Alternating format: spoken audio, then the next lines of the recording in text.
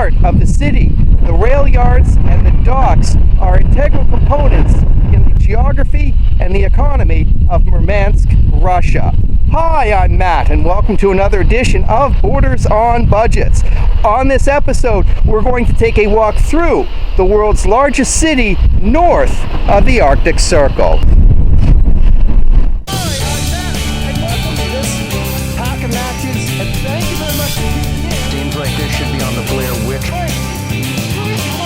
Episode. A reminder, Borders on Budgets.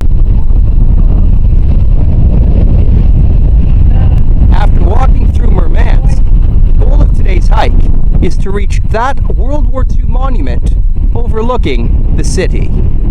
Ignoring the graffiti, it's good to know that comprehensive information is available about potential avalanche hazards. However, I'm hoping that natural phenomenon will not occur here in Murmansk on what is a glorious August afternoon.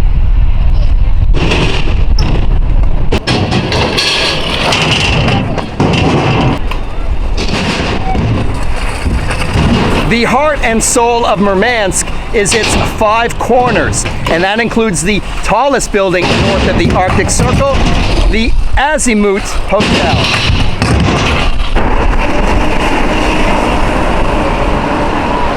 Well, seeing as that one of these kids wanted to practice their English, I'm going to ask Maxime what's it like to live in Murmansk. So, what's it like living in Murmansk?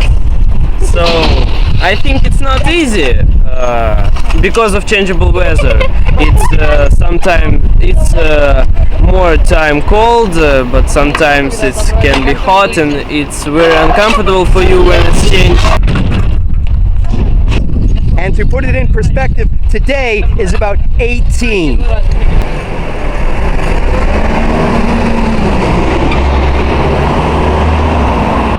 At 5 corners is this oversized medal commemorating that Murmansk is one of 12 hero cities of the Soviet Union during the Second World War.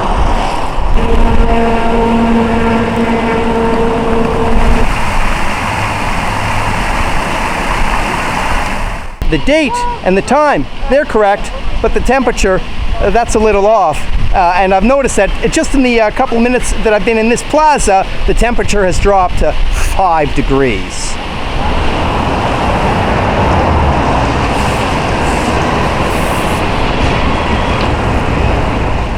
Murmansk was founded in the late 19th century to serve Russia's interest in its far north.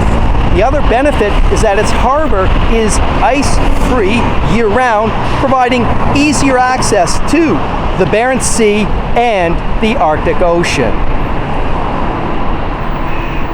What is immediately noticeable are the number of colorful buildings, yet with fading pastels. Murmansk, like the rest of Russia, is suffering from an economic malaise for years. At the height of the Cold War, 500,000 people lived in the city. However, 30 years later, through depopulation, because others have left for better economic opportunities, Murmansk has a population now of 300,000, thus leaving the buildings empty or to crumble.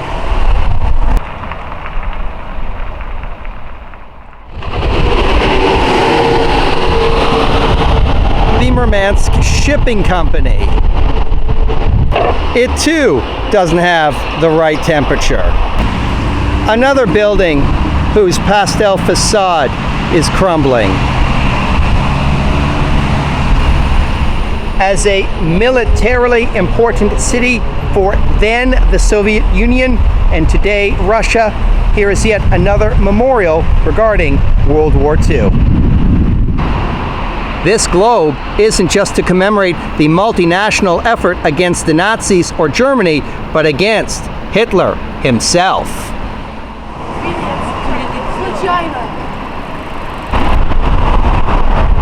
As Murmansk is proud of its seafaring tradition, the most gloried of its stories is of the Arctica from 1977. Very proud are the citizens of Murmansk that it was the ship Arctica in 1977 that became the first vessel to make it to the North Pole. Leaving the city center en route to that memorial at the top of the hill. In yet another colorful building, I've stumbled across this Soviet War Museum. The nature of the conflict deals with Soviet involvement in Afghanistan. The museum is actually under renovations, which is a shame because I certainly would have wanted to see something of a war that is unfamiliar to me. However, Evgeny, the director, will say a few words. Боевые действия в Республике Афганистан, в Северо-Кавказском регионе, поддержка конституционного строя Российской Федерации, и будет небольшая представленная экспозиция по боевым действиям в Луганске и в Донецке.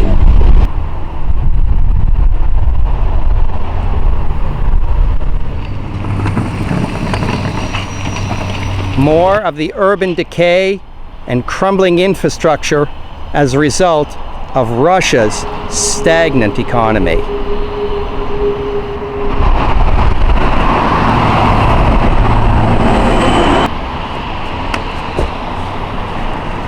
If the ship Arctica is Murmansk's pride, it is the submarine Kursk where Murmansk has some shame. It was in August of 2000 when the submarine in the Barents Sea failed to re-emerge and 118 sailors died.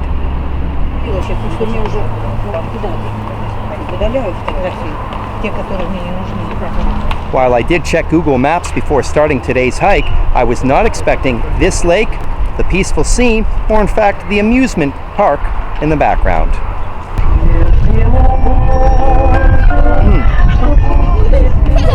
At the base of that Second World War statue, called the Alyosha, there is this World War II memorial, or as it is known in Russia, the Great Patriotic War. For the Soviets, the Great Patriotic War started on June 22, 1941, when Germany invaded then Belarus, which had been occupied by the Soviets.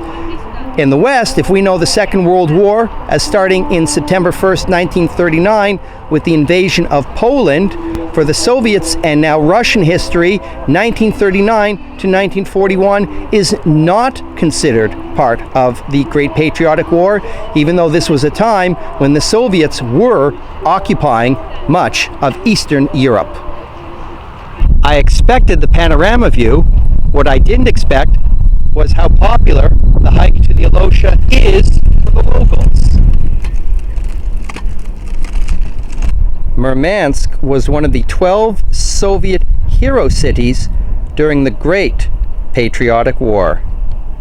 As the second largest statue in Russia, at 35 meters, Alyosha honors the defenders of the Arctic during the Second World War. Created from the socialist realism design, this style was highly structured, with characters often stoic and rigid. On what has turned out to be a better day than anticipated, what a glorious opportunity to have seen Murmansk in all of its color and not so colorful places. Thank you very much for tuning in to this edition of Borders on Budgets. A reminder, Borders on Budgets, long distance hikes, slices of life, not a lot of money. From Alyosha, overlooking Murmansk, Russia. Thank you very much, and I look forward to seeing you on the next episode. Ooh, tunnel! It's a tunnel! Oh, how neat! Woo, woo!